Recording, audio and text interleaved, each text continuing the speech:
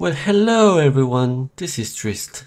Today we're going to talk about tourism, especially overtourism. Anyway, let's bring the patients. That's very saddening.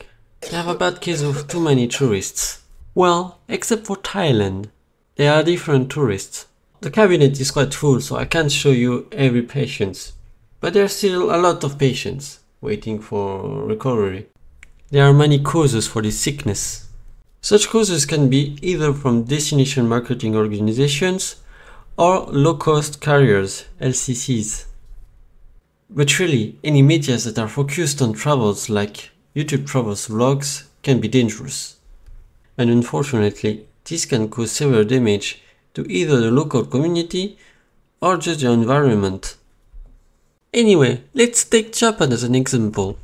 A land of the rising sun. An anime.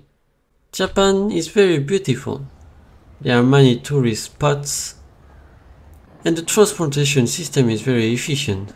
Because of these attributes, Japan faces problems. Well, I will give you a few examples of Japan implementing measures to combat over-tourism. The local council of Kyoto has implemented a ban on tourists from certain parts of the geisha district.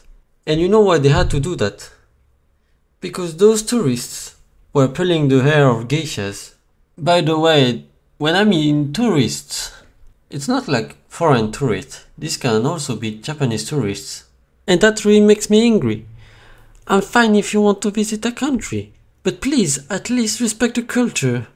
That's all I ask. Isn't that common sense? Anyway, next example. I bet you've seen this news already, but have you seen this? I really applaud Japan for trying to mitigate the situations, but tourists are tourists. They will always find another spot and the problem will still continue. Tourists are like bugs.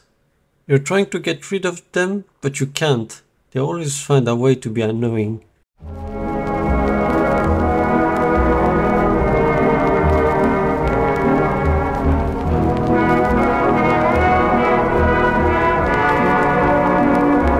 And you've probably heard stories about Chinese tourists behaving badly in Japan, but this is not a case of over-tourism. This is a case of anti-Japanese sentiment in Chinese society. Now we need to define two things. The first one is areas that are built for tourists, and the second one are areas that are adapted to tourists. I will give you two examples. The first one is an international airport. This is obviously built for tourists. And the second one, it's a fairly big town with a few tourist spots. Obviously, it is quite adapted to tourists, but it has a capacity. And at some point, too much tourists can be very dangerous and very bad. And now we'll go over Spain and Italy. It has similar problems to Japan, so we'll go quickly on it. Here we have an example of a small Spanish town fighting over tourism and threatening to ban tourists. And now we have an Italian town who has been having a beef with water since centuries. It's now banning large groups and implementing a fee on day trippers. And now we will talk about Thailand. It's a very beautiful country and Bangkok is very nice too. And I find it pretty sad that a lot of people are coming to Bangkok and Thailand just for the red light district.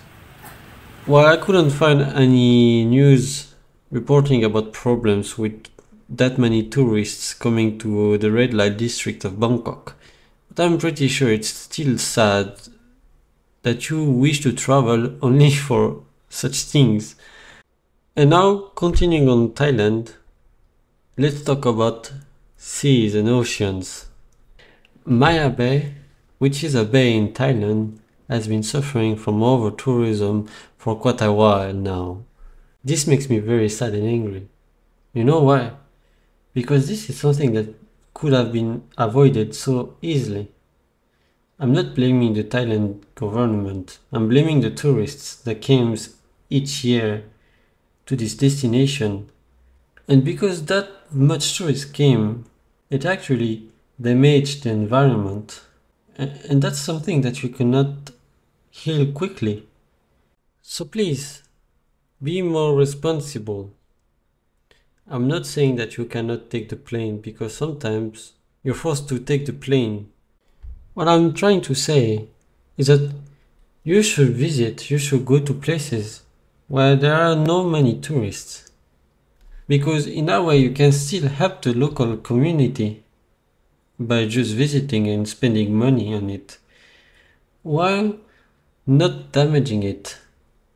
It could be a local community or just local environment.